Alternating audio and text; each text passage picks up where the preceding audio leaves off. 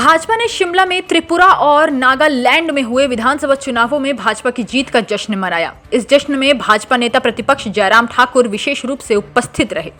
भाजपा कार्यकर्ताओं ने नारे लगाकर वातावरण को भाजपामय कर दिया और इस दौरान कार्यकर्ताओं ने लड्डू खिलाकर खुशियां मनाई। इस दौरान नेता प्रतिपक्ष जयराम ठाकुर ने कहा कि त्रिपुरा और नागालैंड में भाजपा का बेहद अच्छा प्रदर्शन रहा है। इस जीत के लिए उन्होंने प्रधानमंत्री नरेंद्र मोदी, गृह मंत्री अमित शाह और भाजपा के राष्ट्रीय अध्यक्ष जगत प्रकाश नड्डा को शुभकामनाएं दी।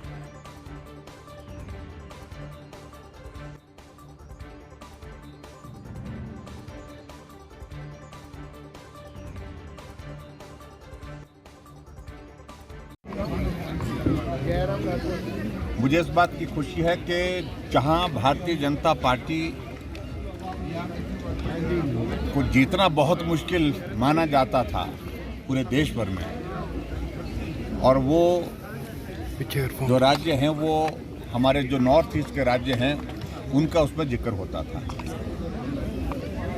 और आज 3 राज्यों के चुनाव के परिणाम आए हैं, त्रिपुरा, नागालैंड और मेघालय, और 2 प्रदेशों में भारतीय जनता पार्टी गठबंधन पूर्ण बहुमत के साथ सरकार बना रहा है, और तीसरे राज्य के बारे में भी गठबंधन की संभावनाएं बहुत तेजी से बढ़ रही है।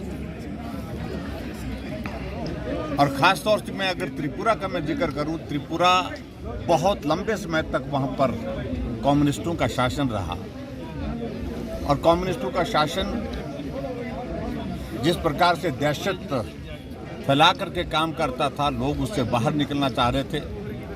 ये शुरुआत 5 वर्ष पहले हुई।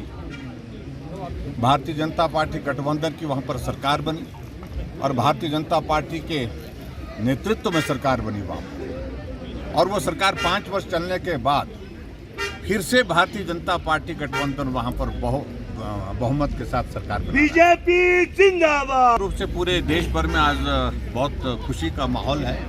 मैं आदरणीय प्रधानमंत्री नरेंद्र मोदी जी को, पार्टी के हमारे राष्ट्रीय अध्यक्ष और हिमाचल के इस देवभूमि के सपूत आदरणीय श्री जगत प्रकाश नड्डा जी को, केंद्रीय गृह मंत्री अमित शाह जी को, पार्टी के केंद्र के नेतृत्व को बहुत बहुत बधाई देता हूं। और नॉर्थ ईस्ट में जहां 2 राज्यों में हमारी सरकार गठबंधन की बनना तय हो गई, वहां तीसरे राज्य में भी जो तीसरे राज्य का जो परिणाम, जहां अभी तक परिणाम में कुछ आगे पीछे चल रहा था, लेकिन उसके बावजूद वहां पर भी सरकार बनने की संभावनाएं निश्चित रूप से तलाशी जाएंगी और सरकार फिर वहां पर गठबंधन की बनेगी, ऐसा मुझे पूरा भरोसा है। और स्वाभाविक रूप से हिमाचल प्रदेश के लिए और हिमाचल प्रदेश के अलावा, क्योंकि छोटा प्रदेश, ये सारे प्रदेश ऐसे प्रदेश हैं जहाँ पर 60 सीटें जिन राज्यों में हैं, और हिमाचल प्रदेश भी उसी कैटेगरी में आता है, तो हम सब के लिए भी एक खुशी का भी विषय है।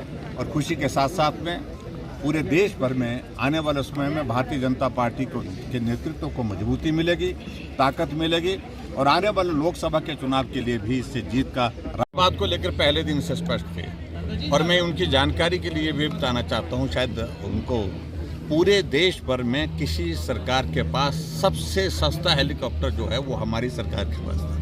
सबसे कम रेट्स पर, सबसे कम दरों पर था, और उसके बावजूद भी वो शोर डालते रहे। आज मुख्यमंत्री, उप मुख्यमंत्री और उनके साथ बाकी लोग हेलीकॉप्टर की यात्रा कर रहे हैं। हम तो कोई टिप्पणी नहीं कर रहे। हेलीकॉप्टर अगर सरकार ने रखा है तो स्वाभाविक रूप से उसका उपयोग होना भी चाहिए, लेकिन 5 वर्ष तक यही कहते रहे।